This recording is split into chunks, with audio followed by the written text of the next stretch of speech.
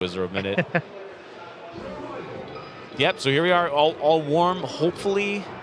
Does he have another thumbstick? Does Professor Pro have another thumbstick on his C-stick? Oh, that's freaky. I've always thought that was weird.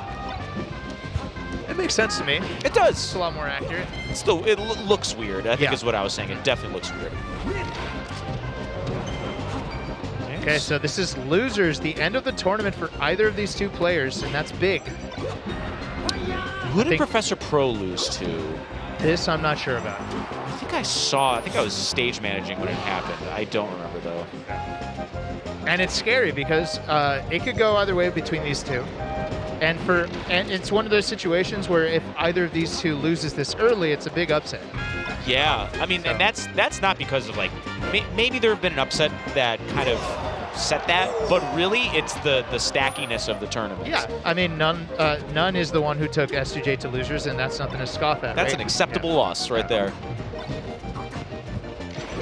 Not that any of these players would define anything as acceptable, but like in terms of losing, but yeah.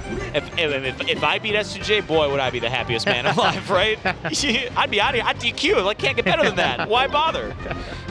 And that is why you haven't beaten S2J. That's why I'm a commentator. You go, yeah, thank you. I'm just not trying to rub it in, man. I'm just letting you know. Nah, dude, I suck.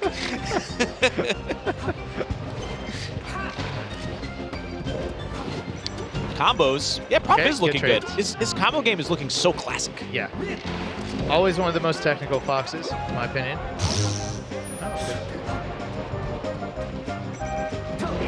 Oh, it sneaks in. It's the Jean-Claude Van Damme. The Jean-Claude Van Damme. Yeah, I've heard that called the ignorance. The ignorance? Yeah. The cheat taught me that one. No, actually, I don't know.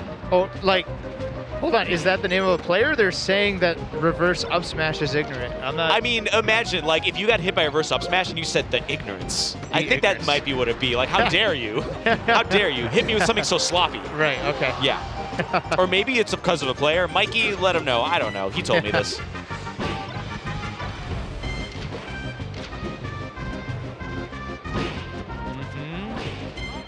Okay, DI's out of that first hit. I think, as of right now, I think Professor Pro can win this set, and I didn't think that I would think that. This far into the first game. Yeah, no, he's always been a threat. I'm throwing it on the line. I think Professor Pro has actually taken the set from Johnny in the past. Yeah, he probably has. No. My PTAS knowledge is all in the brain, man. Yeah, we need some with some wheat tech right here. We need wheat as our third analyst right here. They actually don't have any data either. It's like me behind a curtain. It's like Wizard of Oz, and I'm just feeding them all everything I've learned, everything that's in my brain. Bro, I couldn't tell you. I'm the Wizard of Oz. Yo, I can't tell you how much money I would pay to see your floating green head in the center of a room, bigger than anything else. Just feeding them knowledge. Yeah, dude. And then somehow messing up the colors of Fox's shoes. Why not? Or where Big House happened. The kind of crap I lose to on Melee and Air. Oh, Melee on Air? Yeah. May it continue strong. What did you get wrong? What was the answer? Romulus or? No, like the third question was, where was Big House 3? Like, what city? Ann Arbor. And it gave... Okay, yeah, but it also gave me Romulus, it gave me Dearborn, it gave me the cities of like four other big houses. There wasn't a bad answer. And they picked number 3, the one I didn't go to. I went to 4 and beyond. So, and this was for like $10. It was absurd. Absurd. And then they asked Blur, like, what does Jigglypuff's down B do? And like that was his question. And he milked that for like 20 minutes, right? Knowing full well the answer, just to get a Blur moment. Shouts to Blur. Shouts to Dearborn too. You said Dearborn, and my heart just went back to a happy place. Dearborn was my answer, but it turns out it was Ann Arbor. My bad. Ooh. And the tech chase. Okay. Man, Big House, Romulus, Ann Arbor. It doesn't. That's real everywhere. What's the percent where you start to get a chain grab? It's like 50 something, maybe a little earlier. We start to get stuff up. Some Melee and Air question? Yes. A. It sounds 20%. Like B. 22%. Sounds like a $500,000 question. Yeah, I don't honestly. know. Remember on this is showing our age. Remember that Millionaire, where the guy called his dad at the $1 million question just to say he's about to win $1 million. Oh yeah, I remember that. Yeah. Nothing on TV has ever exceeded that level of confidence, of pure giga chatness.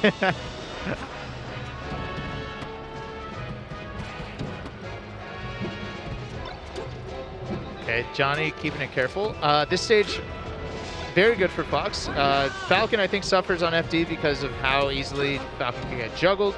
Although Falcon does get the advantage of having all the space to work with, and Falcon being just a great character at closing space, I still think the combo ability hurts Falcon more than it helps. I agree. And the edge guarding is just going to be way easier on a stage where there's no platforms to mix up your opponent. Right, because we were talking, you said platforms. We were talking during the None S2J set about how crucial it is to DI onto the platform, get the slide off, grab ledge. Not here. No, zero chance of doing that. So you got to hold it. You got to eat a lot of damage before you can get to safety. Nice.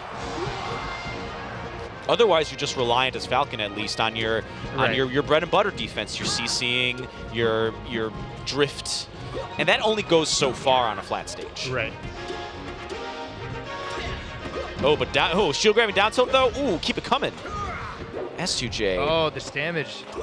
Oh my goodness. What's it going in?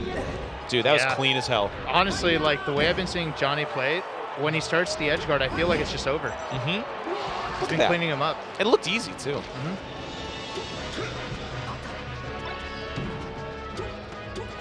I've always said Johnny's got some of the best rolls in the game, straight up. There is no defense like a roll well placed. Yeah. That's it. Oh, connects. Yeah. Dude, these edge guards are super confident. Right?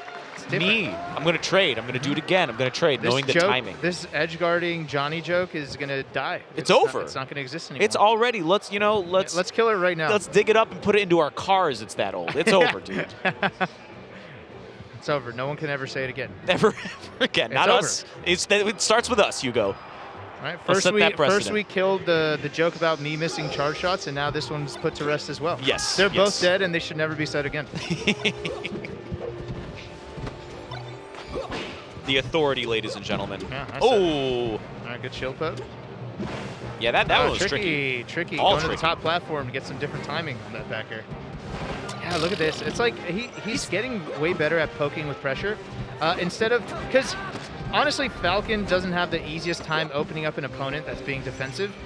But Johnny finding a lot of patience and doing these small hits, and then just kind of staggering the way that he hits on your shield, right? Yeah, it's like a delayed block baiting you to let it go. Right? It's the tick throw setups, yeah, you know, exactly, punch, pivot grab. Which when you think about it, it is a useful way to apply pressure because shield is limited. It depletes as time goes by, so you're constantly forced by the game to make a decision. And if a player is just tapping your shield and then just baiting you into making one without overcommitting, eventually you have to let go. Eventually you have to do something. And Johnny is in a position where he can react to anything because he hasn't committed to anything. Yeah, that is absolutely one way of playing this game is forcing interaction. Yep. A lot of characters, like Falco, just his entire neutral is based off of that, right? Like you have to do something, or else I'm just going to take 20 in lasers and then get pillar combo. Exactly. Yeah. And sometimes players don't consider that aspect of the game. And then the other, because they, in their heads, most people, especially younger players, are like, I have to do something. I have to make something happen. And not only make something happen, I'll do the coolest shit that's way beyond my capabilities as a player. Right. But sometimes you're just like, I'm going to let them mess up. Right. I'm going to invite them to mess up. These are humans. I'm going to get them to mess it up. They are, they're humans in a digital world, yet still humans. Yeah. And this is very human what I'm looking at right now, is the adaptation of a colossally good player. Yeah. And Professor Pro looks so strong in that game 1, right? Even in game 2. Right. But the decline has been very apparent. Yeah. It's just Johnny's been just really clean. And even though he's in losers, I mean, he did lose to None in Canada, which is as good as Mango on Mother's Day. Yeah, honestly. So, it says more about None, right? Yeah, the power up, right? The home field advantage, real. And that means a different thing in whatever sport you're referring to, but it's all the same, which is it's good to be home.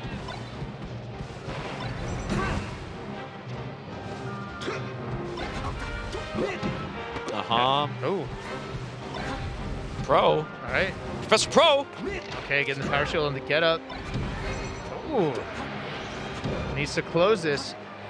Yeah. Oh, barely misses that back air. Yeah. Gets another opportunity. That's Good delay on the recovery. No fastball. Gets around the down smash from Professor Pro. And, Okay. But I think Johnny's okay with that damage. One knee away. More than okay straight with that back air. damage. But this is that platform messed bad fun. That was 60 damage if it wasn't for fun. He went for a jump up air. Yeah, went for a jump up air off the tech. Didn't work out. Johnny takes it 3-0. Continues on in the bracket, and Professor Pro sadly being defeated just outside. That's the top okay. 16. That's okay. A very good run from Professor Pro, though. Right? I'm really happy to see him competing here again. Me too. Always happy to see Professor Pro. I wonder what he was seeded. He probably outperformed his seed, right? Would be my guess. Possibly. There's a lot of. We haven't seen a whole lot of him out here, so I imagine it was. I do not envy the seeders, but yeah. No, I don't. Yeah. No, I don't. Sad to see him go, but we do get Johnny continuing on. S2J moves on in the bracket and which everyone's playing happy really to well. see. Yeah, absolutely. We got replays of the last match. Oh. Let's see those. Okay. Oh, with some dope music. I mean, that was nice. I mean, that was nice. That whole sequence with the laser, too. God, he was so close to beating him game 1. Missed the gentleman, too. Oh, but he teched it down to who? I can't blame him for not thinking about that. Even Johnny, just you could see his facial expressions. Wow, I got away with that. Yep. Stop me. And Professor Pro was so close game 2 as well. Well, I wonder, what was the big thing? No, I mean, Johnny was just super efficient. Yeah, he just made everything count, and his neutral was sharp. And then here's the up tilt to call it a day. And the edge guards, too. Like, they were all clean. All so clean. Yeah, Johnny, it's gone, dude. Johnny edge guard is gone. Yeah, you can tell Johnny's just cleaning up a whole lot of different aspects of his game. It's showing. It's really showing. Like, he's always been fast. He's always been hitting the buttons right. He's always been making people go, wow. Yeah. But that didn't always translate to a really, defining win in the way you'd expect from a pro Smash player. Yeah. I mean, it did often because he's that good. But now there's something else